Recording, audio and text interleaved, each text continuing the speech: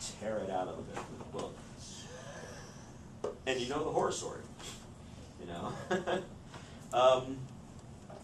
And so you, especially just removing it from the book, be careful. Because if you tear it in half, it's never quite, you know, Scotch tape doesn't look good in the portfolio. But Photoshop can heal things on occasion, and you want to digitize these things because anything on paper is delicate. Anything on paper can get messed up. I think I said it before too. Don't, you know, do all the work you do on these projects and then like kind of roll it up and then put it in the back seat of the car and then invite, you know, 3 buffaloes to get in the back seat with you or something like that. Take them for a ride around town. You know, keeping the work clean and pristine and perfect is important. So digitizing is a good idea, so that if something happens, we had Hurricane Ike a couple of months ago, where a lot of people got flooded out, all kinds of problems. One of my, matter of fact, well, he didn't talk to your class. A friend of mine, I did his portrait. He had a studio, South Houston here, and the painting I did of him got damaged in the hurricane. He says a lot of his other stuff got lost. My piece got damaged, it wasn't destroyed. He says, I saved your piece, Kevin. It made me feel nice. You give me a piece of art, Max, if you gave me a piece of art, I would treasure it because it's your art. You know, my art, screw it, I can do more. So it's one of those things that digitizing it then keeps it safe, because then you could send it to friends in email.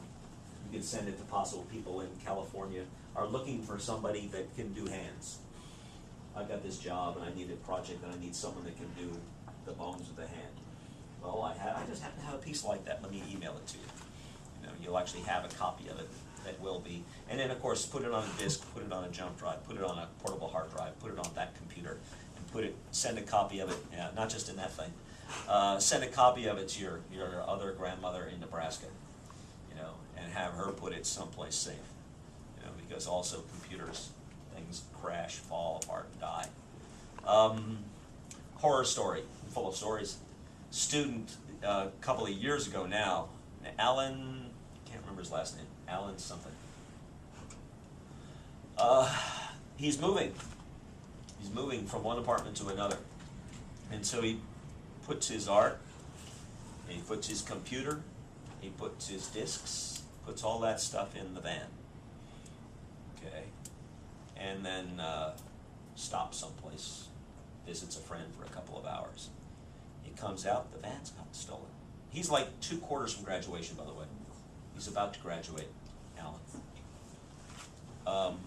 And everything's gone. Everything is gone. No backup, no anything. It's all was in the van. And it all went away. 2.5 years of work went somewhere else. And of course it wasn't found. You know?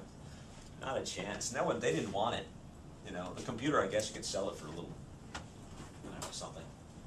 You know, the van, you could sell the parts, you know, of course. They didn't want the art and the stuff. But that happens. That's why you digitize these things. Put them on other hard drives, things like that. Send that copy to your grandmother in Nebraska.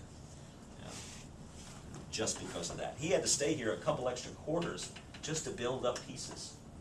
You know, all of his 3D work, everything was gone. Nothing. It was like, you know, complete do-over. It's like he barely, you know, had grades and that was it. And so, once again, probably a little more contrast on this one. Uh-oh. It's a nice touch. Does look good. It got your attention. You know, takes a mundane subject and made something, well, maybe a little interesting. Way to get your attention. It doesn't work on everything, of course, but you know, it worked on this piece. This one's okay. Probably a little more clarity in the bones would be nice to whomever did that one. This is, I don't know who did whatever. This is marker, and it stands out pretty well. As I said, maybe there's something, you know, 1, 2, 3, 4, 5, 6, 7. That one bone is obviously the wrong size. And it may have to do with your research and reference. You might double check that. I know just enough about anatomy that there's something a little off as far as that's concerned. And so keep that in mind, or look back at what your initial reference was.